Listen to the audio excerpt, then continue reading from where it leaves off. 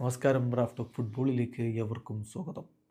Neymar junior Barcelona വിട്ട് PSG പോയതാണ് അദ്ദേഹത്തിൻ്റെ കരിയറിലെ ഏറ്റവും വലിയ തെറ്റായ തീരുമാനമെന്ന് വിശ്വസിക്കുന്നവരാണ് ആരാധകരിലധികവും. അദ്ദേഹം ബാഴ്സയിൽ തന്നെ തുടരണമായിരുന്നു, ലിയോ മെസ്സിയുടെയും സുവാരസിൻ്റെയും കൂടെ അദ്ദേഹം പൊളിച്ചെടുക്കണമായിരുന്നു എന്ന് ആഗ്രഹിക്കുന്നവരുമുണ്ട്. എന്നാൽ ഒരു യാഥാർത്ഥ്യം, ബാഴ്സലോണ പതിയെ മെസ്സിയിൽ നിന്ന് നെയ്മറിലേക്ക് കൂടി ചാഞ്ഞു തുടങ്ങുന്ന ഘട്ടത്തിലാണ് അദ്ദേഹം അവിടം വിട്ടു പോകുന്നത്. അത് സമ്മതിച്ചേ പറ്റൂ. പക്ഷെ എന്താണ് ആ ട്രാൻസ്ഫറിന് പുറകിൽ സംഭവിച്ചത്? പല തരത്തിലുള്ള വേർഷനുകളും ഈ വിഷയത്തിൽ നമ്മൾ കേട്ടിട്ടുണ്ട്.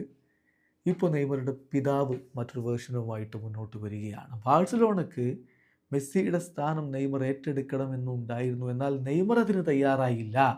അങ്ങനെയാണ് അദ്ദേഹം അവിടം വിട്ടു പോയത് എന്നാണ് ഇപ്പോൾ നെയ്മർ സീനിയർ പറയുന്നത്.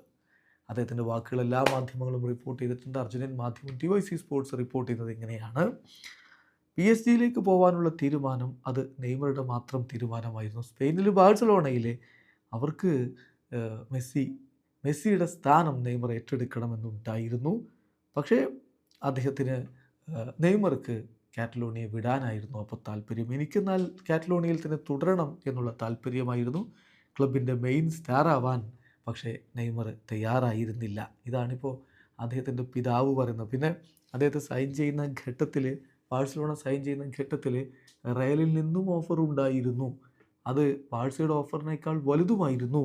എന്നിട്ടും നെയ്മറുടെ താല്പര്യത്തിനാണ് ബാഴ്സലോണയിൽ പോയത് എന്നുകൂടി അദ്ദേഹം പറയുന്നത്. അദ്ദേഹത്തിൻ്റെ ആ വാക്കുകൾ കൂടി നോക്കി. അദ്ദേഹം പറയുന്നു, ബാഴ്സലോണയിൽ സൈൻ ചെയ്യുക എന്നുള്ളത് അവൻ്റെ ഐഡിയയായിരുന്നു, നെയ്മറുടെ ഐഡിയ ആയിരുന്നു.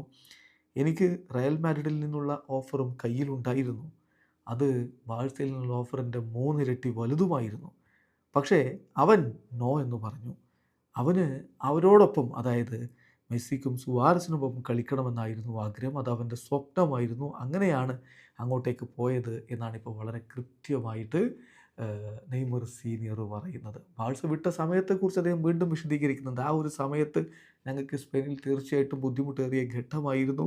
ജോസഫ് മരിയ ബർത്തോമ്യൂവിൻ്റെ സ്പോർട്ടിംഗ് ഡയറക്ടർ എന്ത് ചിന്തിക്കുന്നു എന്ന് ഞങ്ങൾക്കറിയില്ലായിരുന്നു. പക്ഷേ അവസാന സമയം വരെ ഞങ്ങൾ ബാഴ്സയിൽ തന്നെ നെയ്മർ നിലനിർത്താൻ വേണ്ടിയിട്ടാണ് ശ്രമിച്ചത്.